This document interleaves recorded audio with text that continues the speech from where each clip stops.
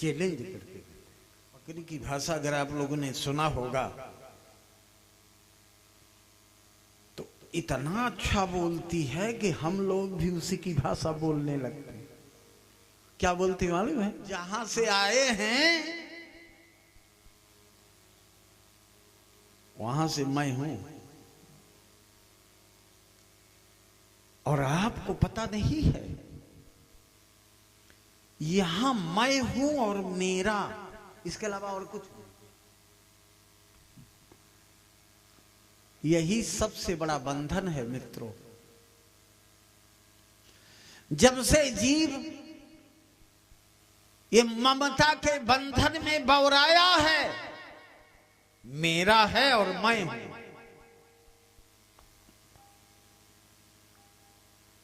यही जन्म मृत्यु का कारण है।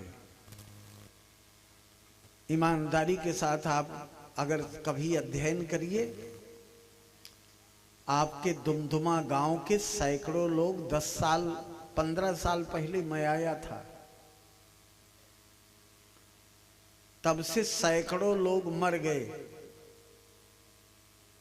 और जितने लोग मर गए किसी की चिट्ठी, किसी का संदेशा, किसी का टेलीफोन नहीं आया। जाने लगोगे तो जब तुम्हारी विदाई होने लगेगी, जो जो पाएगा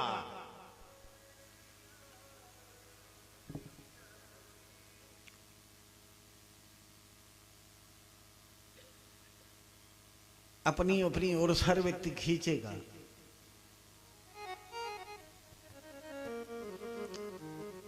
जो जैसे लूट पाएगा वैसे लूट लेगा। ना तुम्हारा कुछ था, ना तुम्हारा कुछ है, और न तुम्हारा कुछ रहेगा, ये सब जानता है। आवरण देगी तुम्हें तो नंगा ही जाना है। फिर ये अजामिल क्या है? बकरी के जीवन में सन जाना, लिप्त हो जाना। अच्छा, कैसे लिप्त हुआ मालूम है? भाषा भी बकरी की बोलता है, मैं और मेरा।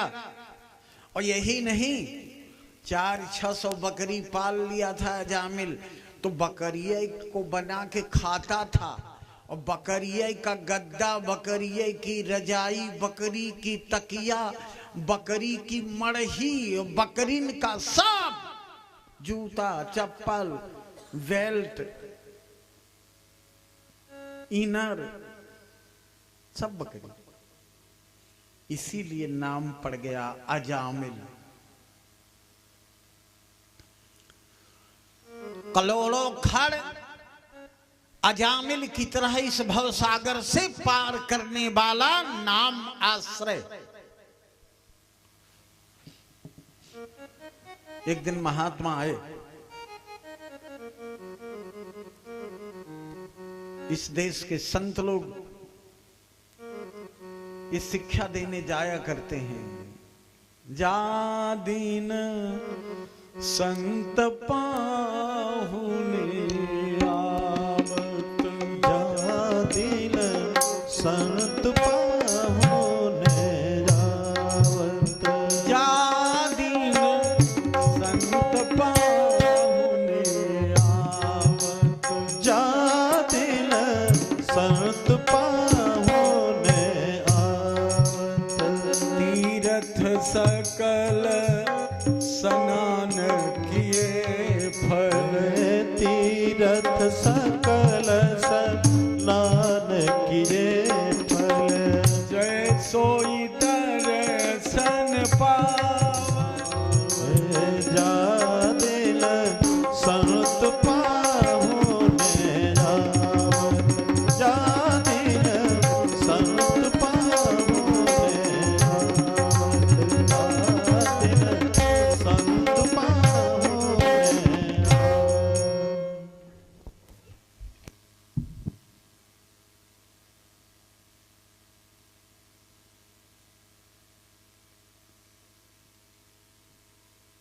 जन्म जन्मांतर के बिगड़े हुए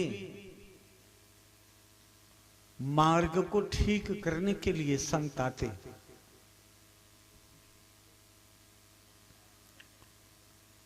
देखिए, अजामिल की पत्नी मिली, महात्मा पहुंच गए वेश्या के घर। वेश्या कहने लगी, महाराज आप कैसे आए यहां? मेरा पति तो मदिरा पीता है, वेश्या के संग रहता है, मांस भोजन करता है, द्यूत क्रीड़ा राहजनी करता है।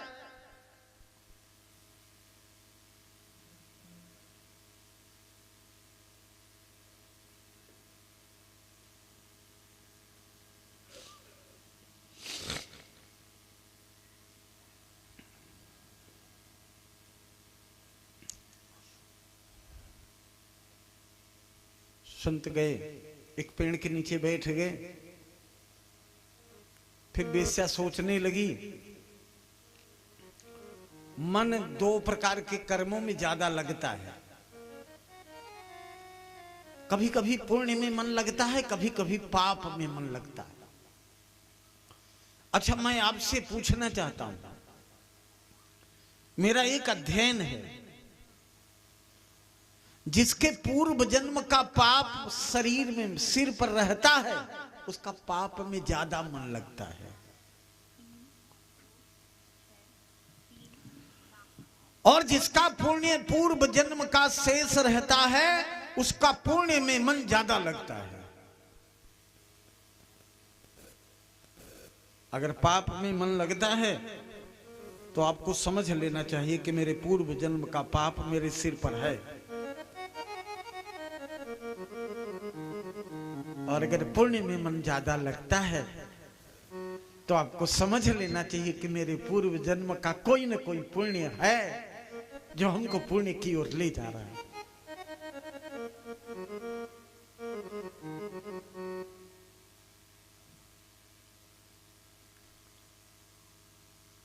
वेश्या ने सोचा, शरीर को बेच के इस शरीर का पालन करना ये किसी जन्म के पाप का परिचायक है। और आज साधु आ गए, इसलिए दौड़ती गई, अपने पति अजामिल से कहने लगी कि रक्त से सना शरीर लेकर साधु के सामने मत जाओ, ठीक से संभल के जाओ।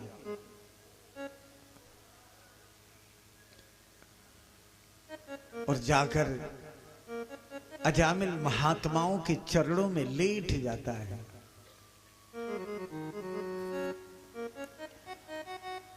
और जब महात्माओं के चरणों में अजामिल लेट जाता है तो महात्मा पूछते हैं कि अरे ये तो बड़ा अच्छा है, इसकी घरवाली तो कह रही थी कि बड़ा गंदा है, क्या करते हो? अजामिल ने कहा, महाराज ऐसा पाप नहीं बचा जिसको हमने 1000 बार से ज्यादा ना किया हो। अच्छा, पाप व्यक्ति किसके लिए करता है? इस जीवन में 2 ही वस्तु है, पेट भरना और तन ढांकना। अभी मैंने पहले बताया। आवाज इसको कम करा दो, आवाज कम कर लो इसका।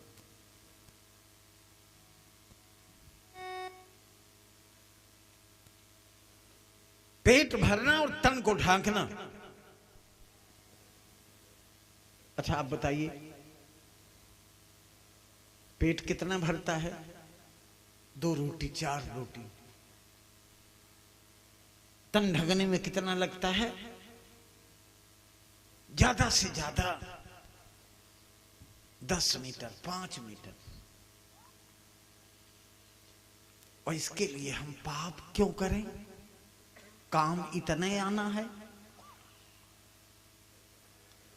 सुबह शाम की रोटी और 2 कपड़े इस जीवन में काम आएंगे, तो इसके लिए पाप करने की क्या जरूरत है?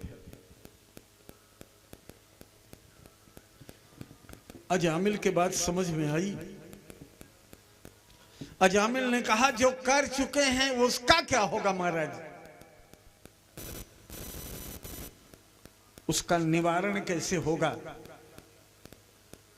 उससे कल्याण का मार्ग कैसे मिलेगा।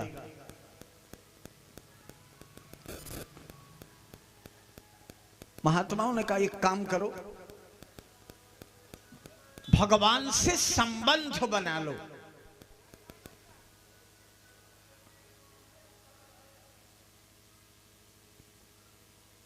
संबंध कैसे बनेगा? देखो, हमारे पूर्वज लोग कहते थे कि अपने औलाद का नाम भगवान से संबंधित रखना चाहिए। आज भी कितने लोग सीताराम, राधे श्याम, रामचंद्र, राम सेवक, राम गुलाम, इस तरह का नाम रखते हैं।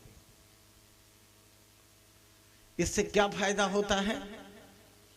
अपने औलाद के बहाने हम भगवान का नाम, घर गृहस्थी में फुर्सत तो है नहीं नाम लेने का, कम से कम अपने औलाद का नाम लेकर के पुकारेंगे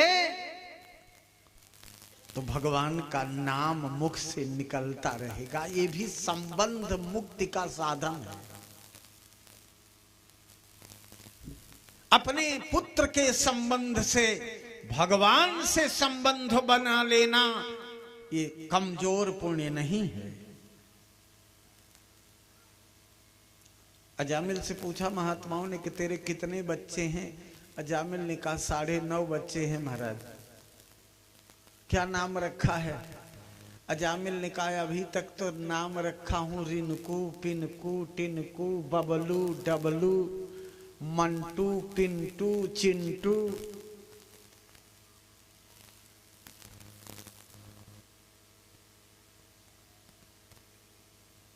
उसने कहा महाराज अभी एक अपने घरवाली के पेट में है बच्चा। महात्माओं ने कहा यही एक लास्ट चांस है, अवसर है। ऐसा करना कि इस बार लड़का पैदा हो चाहे लड़की, नाम भगवान का रखना। और अगर भगवान का नाम तुम रखोगे तो हो सकता है हमारे भगवान को प्रसन्नता हो, भगवान के भक्तों को प्रसन्नता हो और तुम्हारे कल्याण का मार्ग इसी से बन जाए। और वही काम किया जाना। जीवन भर पाप किया था, केवल अपने पुत्र पैदा हुआ उसका नारायण नाम रख लिया और तब मौत। भाई मृत्यु को करुणा नहीं होती, काल के पास करुणा नहीं है। एक दिन काल आ गया और अजामिल अपने बेटा का नाम लेकर पुकारा, नारायण दौड़ो। नारायण तो पता नहीं कहां था, नहीं सुना, लेकिन ऊपर वाला नारायण अपने भक्तों से, अपने पार्षदों से कहा कि दौड़ो, कोई पुकार रहा है। भगवान के पार्षद आए तो जमराज के दूत उसका प्राण निकाल रहे थे। डांटा, छोड़ दो, क्या कर रहे हो, कौन हो? बोले महाराज हम जमराज के दूत हैं। बोले इसको छोड़ो। बोले भगवान अगर ये बैकुंठ जाए तो फिर अब इससे घटिया इंसान धरती पर नहीं है, फिर नरक में लाकअप लगवा दीजिए। बड़ा सुंदर संविधान बनाते हैं भगवान के पार्षद। कहते हैं कि जिह्वा हमने दिया था, परमात्मा ने जीभ दिया था अपना नाम लेने के लिए, चाट पकौड़ा खाने के लिए जीभ नहीं मिली थी। जिह्वा न भक्ति भगवत गुण नाम ध्येयम। जिह्वा को पाके जिसने भगवान का नाम नहीं लिया, और चेतस न स्मरति तच्चरणारविंदम, इतना सुंदर चित्त पाके भगवान के चरणों के पास एक भी पल नहीं ठहरा,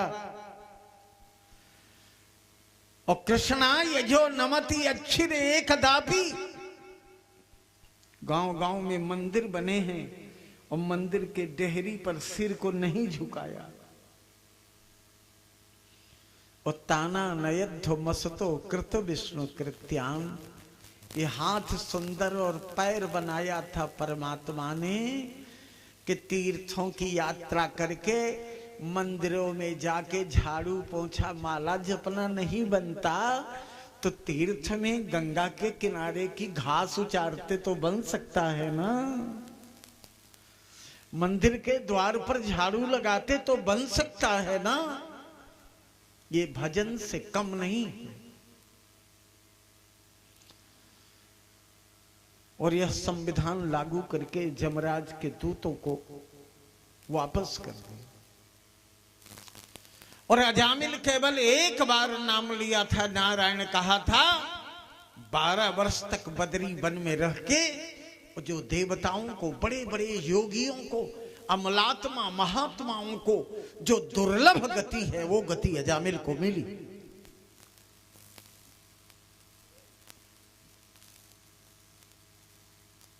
इसके बाद खष्टम स्कंध में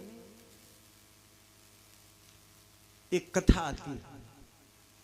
बृहस्पति देवताओं के गुरु थे। एक बार देवराज इंद्र सोचने लगा, यहां जो गुरु होते हैं देश में, साल में 1-2 बार आ गए, चेला कुछ 200-400 रुपया देकर गोड़े गिन लिया, फिर गुरुजी चले गए। और फिर जब गुरुजी चले जाते हैं, दोबारा आते हैं तो लोग सोचते हैं फिर गुरुजी आ गए, फिर विदाई देना पड़ेगा। यहाँ घर द्वार में अनेक परेशानियां हैं, कहां पाएंगे अब विदाई देने को।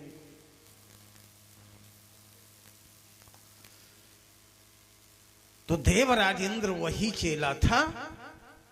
गुरुजी आए, गुरुजी आए थे शिष्य का कल्याण करने। उठकर प्रणाम नहीं किया, मिला ही नहीं। कह दिया गुरुजी से कह दो मेरे पास टाइम नहीं है, फिर दोबारा आएंगे तब मिलूंगा। गुरुजी पानीदार गुरु थे। गुरुजी ने कहा चेला से कह दो कि अगर उसके पास मेरे लिए टाइम नहीं है तो आज से मैं उसका गुरु नहीं और वो हमारा शिष्य नहीं। और बृहस्पति त्याग करके देवताओं को चले गए। अब देवराज इंद्र देवताओं से कहने लगा कि अगर मोटी दक्षिणा देने को होगी, सैकड़ों गुरु मिल जाएंगे, तुम चिंता मत करो, मैं गुरु लाता हूं। गया और त्वष्टा के पुत्र को बुला करके आया और ऊंचा आसन लगा के बैठा के माला पहना दिया, आरती कर दिया। आज से गुरु हो गए विश्वरूप। यद्यपि विश्वरूप में कोई गड़बड़ी नहीं थी। विश्वरूप का मतलब हुआ सारे विश्व को जो एक रूप से देखे। अभेद दृष्टि से समाज को देख पाना भी सबके बूते का नहीं।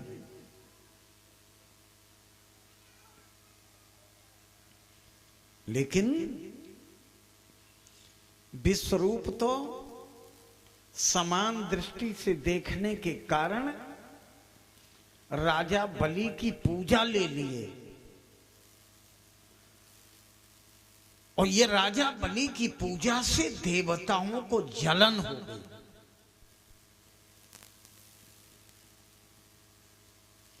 आजकल भेद दृष्टि से लोग समाज में ये चाहते हैं कि हम जो माला पहनाएं वो कोई ना पहनावे। हम जो नोट, सबसे बड़ी नोट हम दक्षिणा में दें तो कोई ना दे। ये बड़ा कठिन काम है, एक गले से निकलता ही नहीं। अब क्या हुआ कि जब बलि की पूजा ले लिया विश्वरूप ने, तो देवराज इंद्र ने वज्र उठाया और गुरु जी का गर्दन काट लिया, वध कर दिया। हमने जो आपका सम्मान किया था, वो सम्मान आप हमारे दुश्मन के यहां क्यों ले लिए? और जब गुरु जी का वध कर दिया तो देवराज इंद्र को लग गई हत्या। उसके प्रतिशोध में विश्वरूप के पिता त्वष्टा ने इंद्र को नष्ट करने के लिए यज्ञ किया, लेकिन यज्ञ में मंत्र शुद्ध पढ़ने वाले ब्राह्मण नहीं बुलाया, सस्ता ब्राह्मण ढूंढने लगा। यही कारण है आप सतचंडी महामृत्युंजय कराओगे और संकल्प की योजना बनाने वाला ब्राह्मण नहीं मिलेगा।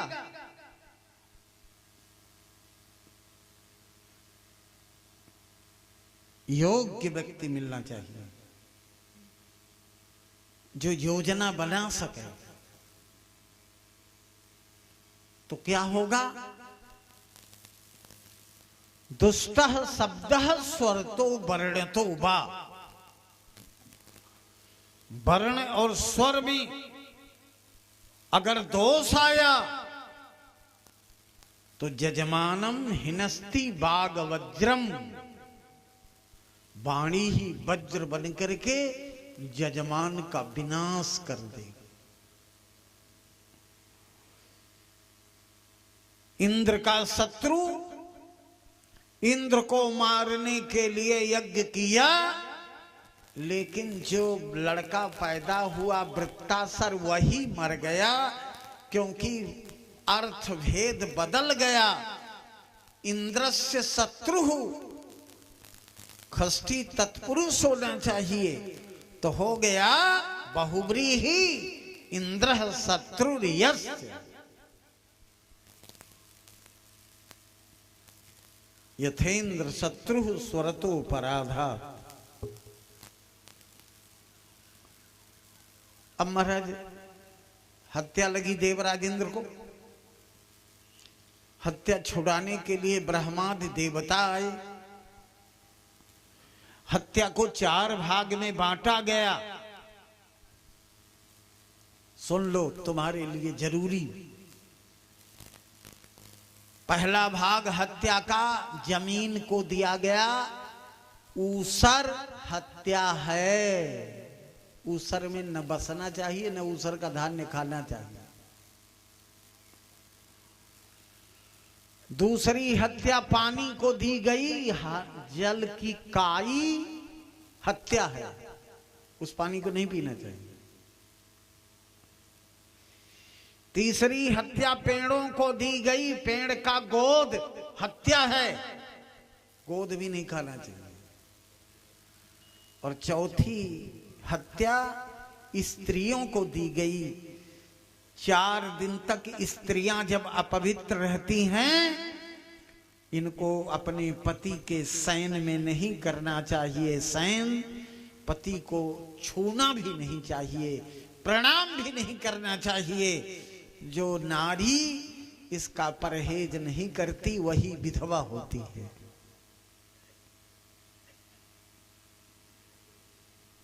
अपवित्र अवस्था में स्त्री का छुआ हुआ जल पति को नहीं पीना चाहिए। उसका बनाया हुआ भोजन उसे नहीं करना चाहिए। उसके बिस्तर पर नहीं सोना चाहिए। ये परहेज का विषय। इसके बाद हत्या को 4 भाग में बांट दिया। देवराज इंद्र को समझौता करके फिर इंद्रासन का राज्य, तब तक नहुस को राज्य दे दिया गया, इंद्र का पद। और ये भी इंद्र का पद पाए तो साधु महात्माओं से पालकी ढोवाने लगे। नारद बाबा ने कहा, यही काम करोगे तभी इंद्र का पद जल्दी छूटेगा। ऋषि मंडल से पालकी में कहार का काम कराने लगे, इसी से पुण्य छीण हो गया और इंद्र का पद छूट गया, पतित हो गए, फिर वापस हो। देवराज इंद्र को इंद्रासन का अधिकार फिर सौंपा गया। और इसके बाद सुखदेव जी ने राजा परीक्षित को सुनाया। राजा परीक्षित ने पूछा कि भगवान, एक कथा आप सुना रहे थे, कल आप लोगों ने सुना था, वो हिरण्य कश्यप और हिरण्याक्ष दो भाई थे। बाराह बनकर भगवान ने हिरण्याक्ष का वध कर दिया।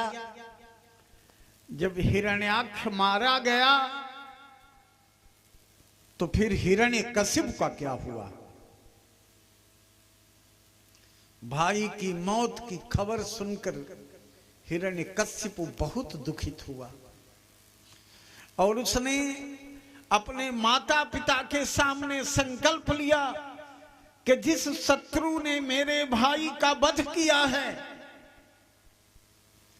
इस शत्रु का वध करके गुरु जी आए थे शिष्य का कल्याण करने,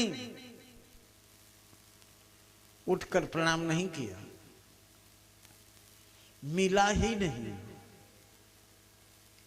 कह दिया गुरु जी से कह दो मेरे पास टाइम नहीं है, फिर दोबारा आएंगे तब मिलूंगा। गुरु जी पानीदार गुरु थे। गुरु जी ने कहा चेला से कह दो कि अगर उसके पास मेरे लिए टाइम नहीं है तो आज से मैं उसका गुरु नहीं और वो हमारा शिष्य नहीं। और बृहस्पति त्याग करके देवताओं को चले गए। अब देवराज इंद्र देवताओं से कहने लगा कि अगर मोटी दक्षिणा देने को होगी, सैकड़ों गुरु मिल जाएंगे, तुम चिंता मत करो, मैं गुरु लाता हूं।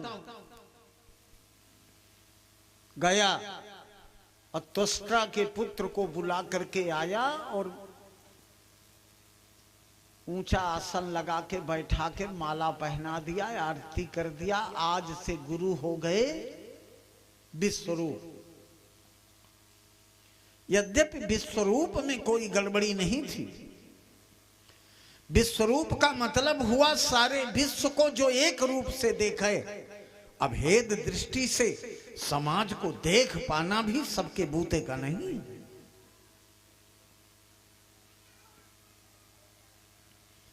लेकिन विश्वरूप तो समान दृष्टि से देखने के कारण राजा बलि की पूजा ले लिए। और ये राजा बलि की पूजा से देवताओं को जलन हो गई।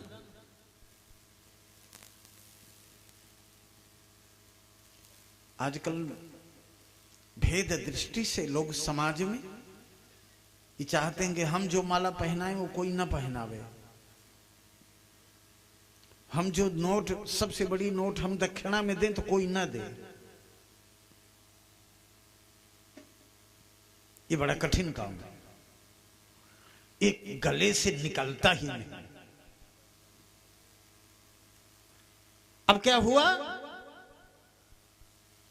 कि जब बलि की पूजा ले लिया विश्वरूप ने, तो देवराज इंद्र ने वज्र उठाया और गुरु जी का गर्दन काट लिया, वध कर लिया। हमने जो आपका सम्मान किया था वो सम्मान आप हमारे दुश्मन के यहां क्यों ले लिए?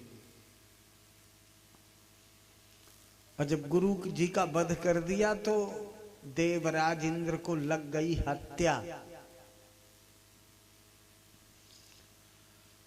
उसके प्रतिशोध में विश्वरूप के पिता त्वष्टा ने इंद्र को नष्ट करने के लिए यज्ञ किया। लेकिन यज्ञ में मंत्र शुद्ध पढ़ने वाले ब्राह्मण नहीं बुलाया, सस्ता ब्राह्मण ढूंढने लगा। यही कारण है आप सतचंडी महामृत्युंजय कराओगे और संकल्प की योजना बनाने वाला ब्राह्मण नहीं मिलेगा।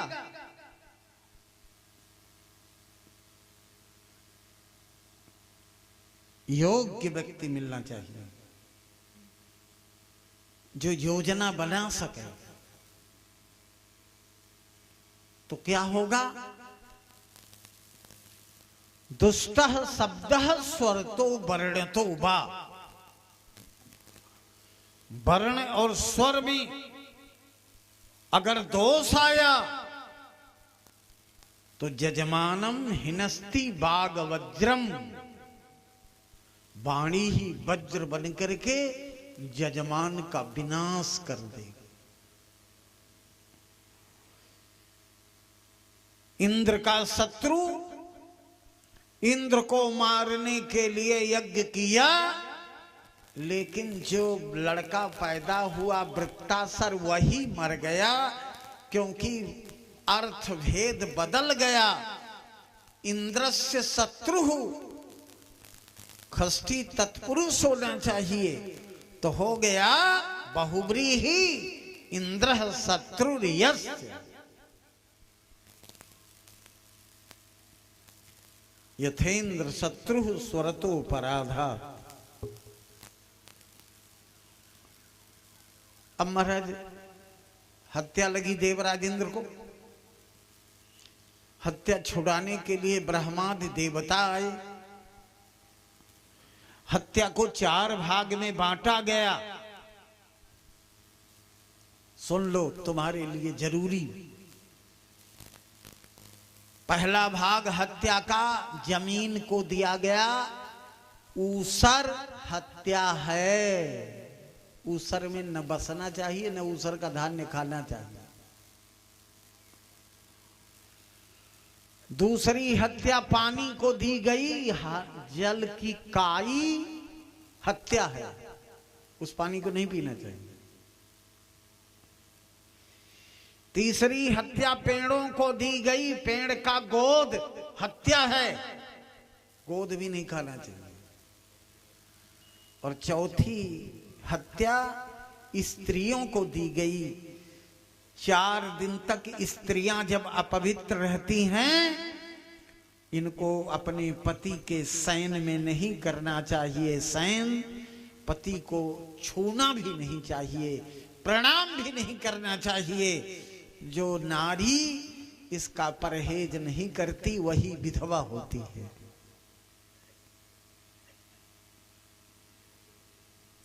अपवित्र अवस्था में स्त्री का छुआ हुआ जल पति को नहीं पीना चाहिए। उसका बनाया हुआ भोजन उसे नहीं करना चाहिए। उसके बिस्तर पर नहीं सोना चाहिए। ये परहेज का विषय है। इसके बाद हत्या को 4 भाग में बांट दिया। देवराज इंद्र को समझौता करके फिर इंद्रासन का राज्य, तब तक नहुस को राज्य दे दिया गया, इंद्र का पद। और ये भी इंद्र का पद पाए तो साधु महात्माओं से पालकी ढोवाने लगे। नारद बाबा ने कहा, यही काम करोगे तभी इंद्र का पद जल्दी छूटेगा। ऋषि मंडल से पालकी में कहार का काम कराने लगे। इसी से पुण्य छीण हो गया और इंद्र का पद छूट गया, पतित हो गए, फिर वापस हो। देवराज इंद्र को इंद्रासन का अधिकार फिर सौंपा गया। और इसके बाद सुखदेव जी ने राजा परीक्षित को सुनाया। राजा परीक्षित ने पूछा कि भगवान, एक कथा आप सुना रहे थे, कल आप लोगों ने सुना था, वो हिरण्य कश्यप और हिरण्याक्ष 2 भाई थे। बाराह बनकर भगवान ने हिरण्याक्ष का वध कर दिया। जब हिरण्याक्ष मारा गया तो फिर हिरण्यकशिप का क्या हुआ? भाई की मौत की खबर सुनकर हिरण्यकश्यप बहुत दुखित हुआ और उसने अपने माता पिता के सामने संकल्प लिया कि जिस शत्रु ने मेरे भाई का वध किया है, इस शत्रु का वध करके से नांतर बहिर्दिवानक्तः न चान्य समादपि चायुधैः न भूमौ नाम्बरे मृत्युः ना नरैर्ना मृगैरपि। मेरी मौत महाराज नांतर बहिर, न घर के भीतर हो न घर के बाहर हो, दिवानकता न दिन में हो न रात में हो, न चान्य समादपि चायुधैः किसी आयुध से न हो, न भूमौ न अंबरे, न मेरी मौत जमीन में हो न मेरी मौत आकाश में हो, न नरैर न मृगैरपि, न मनुष्य से हो न पशु से हो। 6 वरदान मांगा। और आप लोगों को यह आश्चर्य होगा, ये निशाचर लोग जब कभी वरदान मांगे तो मौताई से बचने का वरदान मांगे। किसी देवता को अजर अमर होने का वरदान मांगते आप लोगों ने देखा। रावण, ब्रह्मा जी आए रावण को वरदाने, तो रावण क्या मांगा? हम काहू के मरही न मारे, हम काहू के मरही न मारे, हम काहू के मरही न मारे, हम काहू के मरही न मारे, हम काहू के मरही न मारे, हम काहू के मरही न मारे। अच्छा, ब्रह्मा जी जब वरदान देने गए तो देवताओं ने ब्रह्माणी को, सरस्वती को कह दिया कि तुम भी पीछे पीछे जाओ। बाबा जी कभी कभी सनक के वर दे देते हैं, तो सरस्वती भी पीछे लगी रही। तो जैसे उसने कहा कि हम काहू के मरे न मारे, वैसे सरस्वती कंठ में बैठ के कहवा दिया, बानर मनुज जाति दुई बारे। बंदर और मनुष्य छोड़ के, बंदर मनुष्य से हम मर जाएं तो कोई दिक्कत नहीं। और जब लौट के आया अपनी मैडम मंदोदरी से बताया तो फटकारने लगी दाढ़ी जार। जब ब्रह्मा तैयार हो गए यह देने के लिए कि तुम काहू के मरहु न मारे, तब क्या फिर टिप्पणी करने लगे, बानर मनुज जाति दुई बारे। रावण ने कहा कि जानती हो मैं साइंटिस्ट हूं, इसमें किस साइंस की जरूरत थी? कौन सा साइंटिस्टपन तुमने बचाया? कौन लाघव प्राप्त किया, गौरव प्राप्त किया? रावण ने कहा देखो, जब देवताओं से निशाचरों का युद्ध होगा तो देवता खीर बना के बरसा देंगे, बंदर भालू को खिला देंगे, और हमारे पार्टी से कौन भोजन परोसेगा? तो हमने बंदर मनुष्य को इसलिए मांग लिया कि बंदर मनुष्य दोनों लड़ने आएंगे, मारने, और हम लोग मार मार के उन्हीं को खा के खूब लड़ेंगे।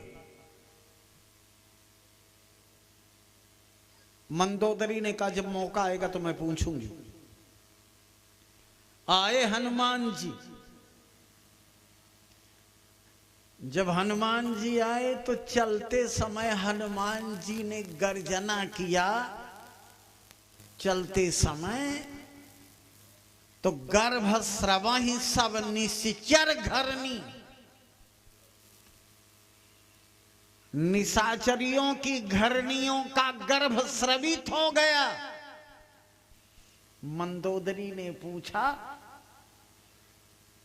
कि देखे बंदर क्या करके गया। परिवार नियोजन लागू कर दिया।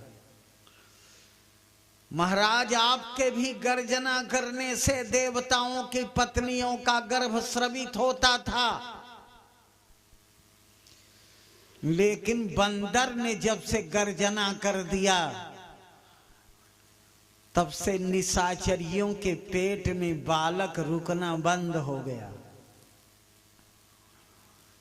आपके गर्जना के बाद देवताओं की पत्नियों का गर्भ गिर तो जाता था, लेकिन रुकता भी था।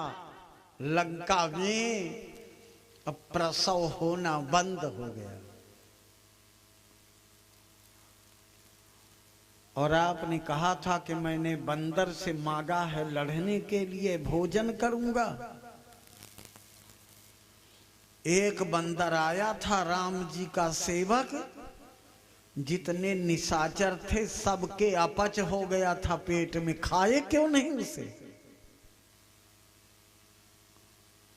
बहुत कोसती है मंदोदरी। लेकिन जब हिरण्यकशिपु ने मांग लिया वर कि हमारी मौत अब नहीं होगी, नान्तर बहिर्दिवानक्तः न चान्य समाद पिचायुधैः न भूमौ नाम्बरे मृत्यु न नरैर्ना मृगैरपि, तो उसने एक फार्मूला लागू कर दिया।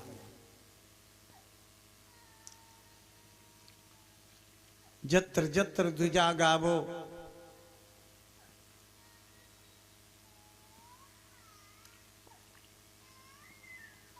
मत रुलाए बच्चे को।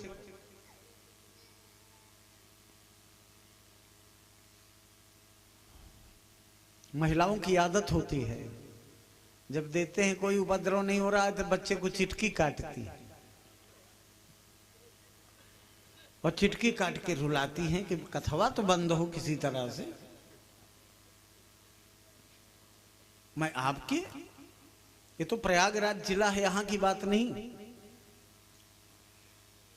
कभी मैं रामचरितमानस पर प्रवचन करने आज के 20-25 साल पहले गया था ओबरा। वहां 5000 इंजीनियर केवल विथ फैमिली सत्संग करते थे।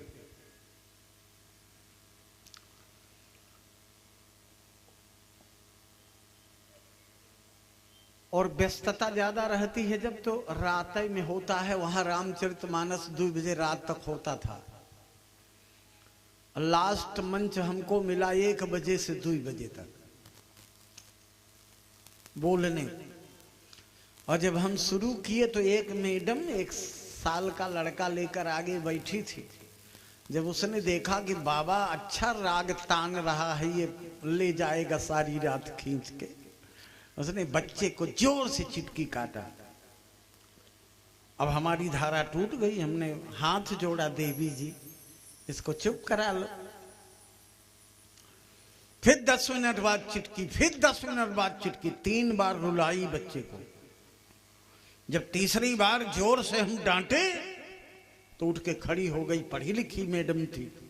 उसने कहा महाराज आपकी उम्र 50 साल की है तो नहीं चुप हो रहे हो, ये तो 1 साल का है।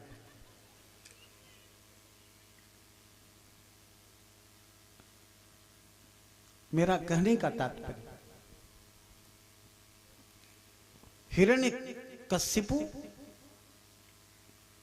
जत्र जत्र द्विजा गावो वेदा वर्णा श्रमा क्रिया तम तम जनपदम जात संदीपयत वृश्चत। आज का दिन कठिन नहीं है, उन दिनों का दिन कठिन था मित्रों। कोई माथे में टीका लगा के चलता था तो निशाचर चाट लेते थे। कोई मंदिर में पूजा करने बैठता था तो सिर काट लिया जाता था। कोई माला लेकर के सुमिरने जपने बैठे तो दोनों हाथ काट लिए जाते थे। ये निशाचरों के सामने कठिनाई आ रही थी समाज। तब कितना धर्माचरण कठिन रहा होगा।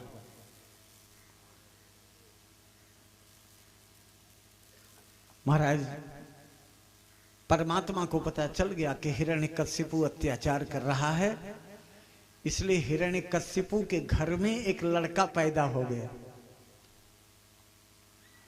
परमात्मा क्या करता है? अपना एजेंट भेज दिया। अभी तक हिरण्यकश्यपु के घर में लाद, अनहुलाद, विहलाद पैदा हुए थे। इस बार जो लड़का पैदा हुआ वो प्रहलाद है।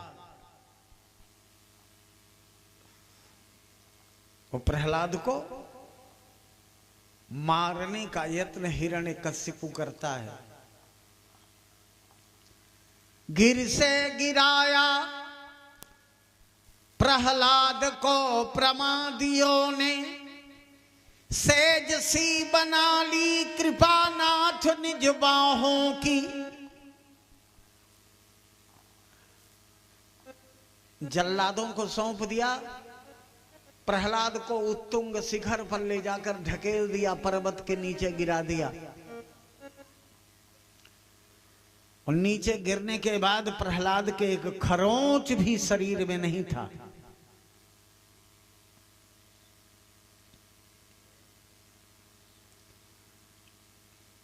बिच्छू का डंक लगवाया, सर्प से धसवाया, लेकिन बच्चे को मारने में सफल नहीं हो पाया। पागल हाथी के सामने फेंकवाया, सिंह के जबड़े के सामने फेंकवाया, आग में फेंकवाया, फांसी पे चढ़वाया, लड़का नहीं मरा। तब उसने संडामर्क को लगा दिया, आसुरी विद्या पढ़ाओ इसको। और जब आसुरी विद्या पढ़ाने लगे, प्रहलाद जी इसका विरोध करने लगे। प्रहलाद जी अपने गुरु जी से कहते थे, श्रवण विद्या, कीर्तन विद्या, स्मरण विद्या, पाद सेवन विद्या, अर्चन विद्या, बंधन विद्या, दास्य और सख्य संबंध विद्या हमको पढ़ाई। और इसी पर अपने पिता के साथ प्रतिवाद करते थे प्रहलाद। अंत में एक दिन हाथ पकड़ करके कहता है कि तू जिसका भजन करता रहा आज तक, वो तेरा ईश्वर, तेरा परमात्मा है कहां? प्रहलाद जी बार बार कहते थे कि उसकी व्यापकता, उसकी सत्ता कण कण में व्याप्त है। वो विभू है, सर्वव्यापी है। इसके लिए हिरण्यकश्यपु ने धर्म का स्तंभ तोड़ा, अर्थ का स्तंभ तोड़ा, काम का स्तंभ तोड़ा, और फिर बोला कि 3 खंभा हमने तोड़ दिया, निकला क्यों नहीं? प्रहलाद जी ने कहा, पिताजी उसकी आदत है, जब पहला खंभा टूटता है तो दूसरे में चला जाता है, और दूसरा टूटा तो तीसरे में, तीसरा टूटा तो चौथे में। अब चौथा कोई तोड़ेगा तब वो तोड़ने वाले की खबर लेगा। हिरण्यकश्यपु घूंसा से खंभे पर जड़ता है और सैकड़ों आसमान के टूटने की आवाज होती है, और नरसिंह रूप धारण करके भगवान प्रकट होते हैं और हिरण्याक्ष को काल की तरह गाल में डाल देते।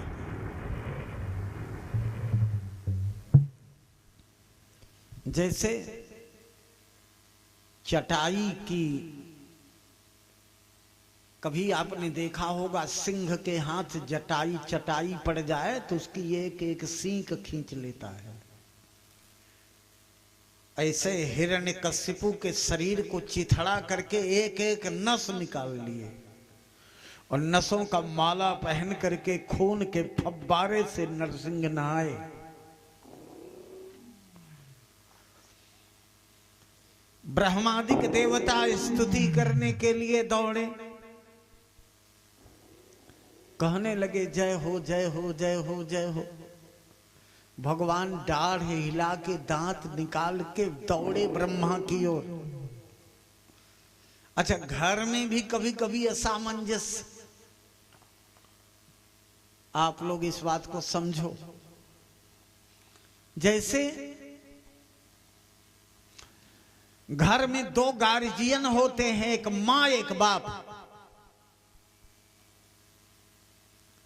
कभी पिता नाराज हो जाए तो बच्चे सब मिल करके मम्मी के पास जाते हैं और कहते हैं कि देखो हम गलती नहीं कर रहे थे तब भी पापा मार रहे हैं। तो मम्मी थोड़ा अपना मिजाज टाइट करके आती है और घर वाले को फटकार लगाती है, खबरदार हमारे बच्चे पर हाथ उठाए। तो घर वाला भी सोचता है कि चलो भींगी बिल्लिन बन जाओ। लेकिन लक्ष्मी जी जब गई, भगवान पहचान में नहीं आए और डाढ़ हिला करके जब लक्ष्मी की ओर दौड़े तो लक्ष्मी जी भाग चली। ये तो केवल देवताओं ने कहा प्रहलाद से कि तुमको बचाने आए हैं, तुम जाओ, हो सकता है भगवान का क्रोध कम हो जाए। और जब प्रहलाद हाथ जोड़ कर गए और भगवान ने अपनी गोद में बैठा लिया और प्रहलाद जी शब्द बोलने लगे। प्रहलाद जी क्या बोलते हैं? कहते हैं ब्रह्मादयः सुरगणा मुनयोथ सिद्धाः सत्वैकतान बतयो वचसां प्रवाहैः नाराधितुं पुरगणै रधुनापि विप्रुः किं तोष्टुमर्हति समे हरिरुग्रजाते। जब ब्रह्मादिक देवता आपकी स्तुति करके आपके क्रोध को शांत नहीं कर पाए, अपने सात्विक भावना से आपको प्रभावित नहीं कर पाए, तो हम तो दैत्य कुल के बालक हैं महाराज। हमारी तो आराधना में भी विनम्रता नहीं है, शील नहीं है, क्षमा नहीं है, प्रतिशोध है, स्पर्धा है, ईर्ष्या है, द्वेष है। लेकिन एक पाठ हमने पढ़ा है, हमने ये सुना है कि मन्ने धनाभिजन रूप तपः श्रुतौज तेजः प्रभाव बल पौरुष बुद्धि योगा। कोई व्यक्ति चाहे कि परमात्मा को धन से प्रभावित कर ले तो आप धन से, किसी के धन से प्रभावित नहीं होते। रूप, सौंदर्य, तप, वेद, वाणी, बल, पौरुष, आपके सामने कोई प्रभाव नहीं दिखा सकते। आपके सामने अगर कोई प्रभाव दिखा सकता है तो भक्त्या तुतोष। किसी भक्त के सामने आप क्रोधादि का त्याग कर देते हैं, जैसे गजयूथ पाए, तब भगवान के आंसू बहे, भगवान के आंखों से आंसू बहने लगे। वो अपनी जीभ निकाल के प्रहलाद को चाटने लगे।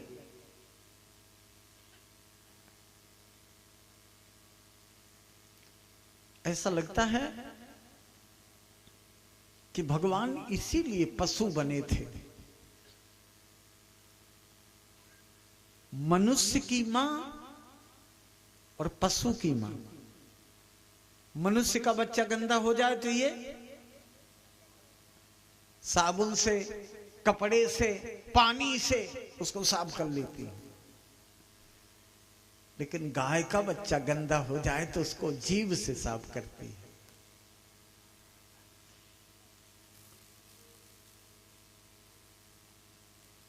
वात्सल्य के अमित प्रभाव को, अपने शिशु को वात्सल्य का दान जितना अच्छा पशु कर पाता है मित्रों, उतना अच्छा मानव नहीं।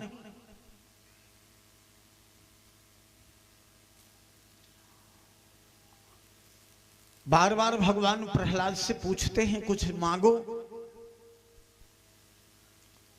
प्रहलाद ने कहा प्रभु मेरे पिता को आपने मार डाला, हम कुछ नहीं बोले। पिता के कर्मों का फल है, उन्होंने आपको सताया, आपने उनके चिथड़े उड़ा दिया। लेकिन ये बात मैं प्रार्थना आपसे करना चाहता हूं कि जब माता पिता की मृत्यु हो जाती है तो बेटा का दायित्व तो बनता है कि अपने पिता के उद्धार का मार्ग प्रशस्त करे। और शायद समाज के लोग इस अर्थ को नहीं जानते कि बेटा पैदा क्यों किया जाता है। समाज में लोग पढ़े लिखे बैठे हैं, ये मैं बताना चाहता हूं कि पुत्र तीन ही काम करे तो पुत्रता प्राप्त कर लेगा वो। कौन कौन? जीविते वाक्य करणात्, ये श्रुति कहती है। माता पिता को सबसे ज्यादा सुख मिलता है, बेटा रुपया पैसा दे चाहे ना दे, माता पिता के आदेश का पालन करे बेटा, तो माता पिता को बहुत सुख मिलता है। अमृता है भूरि भोजनात्, माता पिता की मृत्यु हो जाए तो एक बार क्षेत्र को की जनता को भोजन करा दे। और गया पिंडदानाच्च, गया में ले जाकर के पिंडदान कर दे। अगर ये तीन काम कर दिया तो पुत्र की पुत्रता हो गई।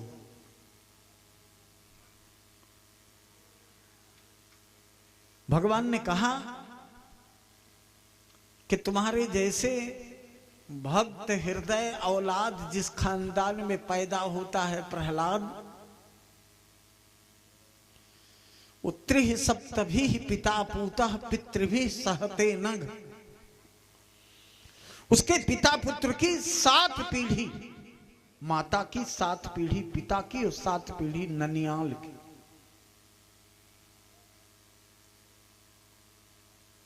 और कुछ मांगना चाहते हैं? प्रहलाद जी ने कहा नहीं। कामा नाम हृदय संरोहम भवतस्तु वृणे वरम। जैसे चना का भूंजा हुआ बीज खेत में नहीं जमता, ऐसे मेरे कामना के बीज को आप भूंज दीजिए, अब मेरे हृदय में अंकुरित ही ना हो। एक अद्भुत भक्त। और प्रहलाद जी नरसिंह भगवान को विदा करते हैं। इसके बाद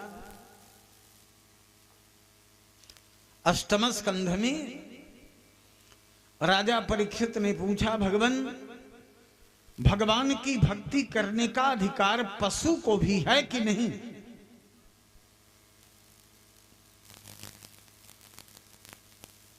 सुखदेव जी महाराज कहते हैं हाँ।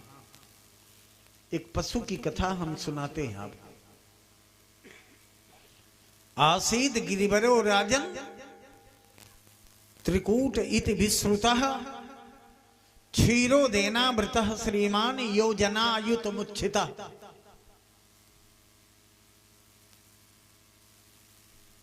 भारतवर्ष के